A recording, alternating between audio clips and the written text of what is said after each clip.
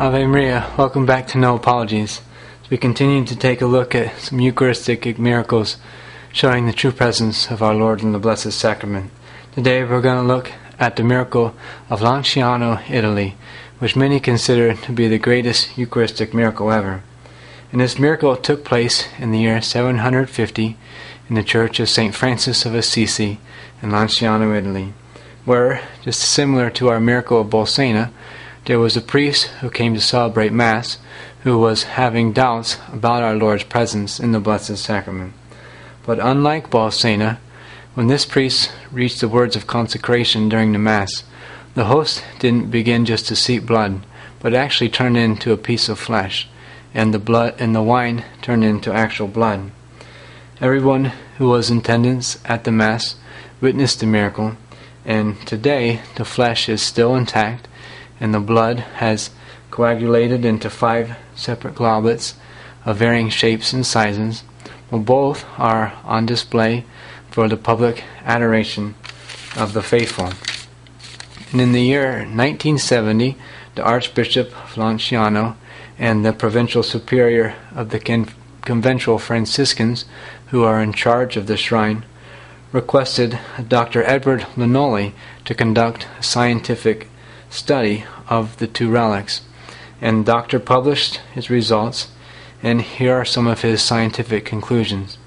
First is that he confirmed that it was indeed flesh and blood of the human species.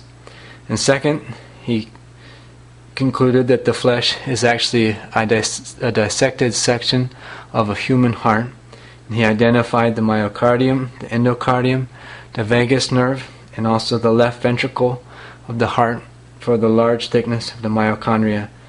And fourthly, he concluded that the flesh and the blood were of the same blood type, which is AB, which is also the same blood type which is found on the Shroud of Turin. And fifthly, he discovered that in the blood there was found, still 12 centuries later, all the proteins and the minerals which are found in freshly shed blood. And in sixth, he concluded that there were no traces of any kind of salt infiltrations or other preservative substances which would have been used for the purpose of embalming. Now, just 2 years after Dr. Linoli published his results, the Chief Advisory Board of the World Health Organization appointed a scientific commission to collaborate with Linoli's findings, and their work lasted for 15 months and included 500 scientific tests. And they verified also that the fragments couldn't be likened to any kind of embalmed flesh. And as to the nature of the fragment of flesh, the Commission actually declared it to be living tissue because it responded rapidly to all the clinical reactions distinctive of living beings.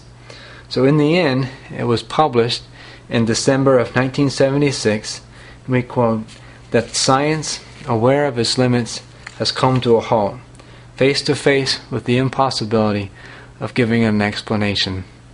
Thanks for joining me here on No Apologies. Ave Maria.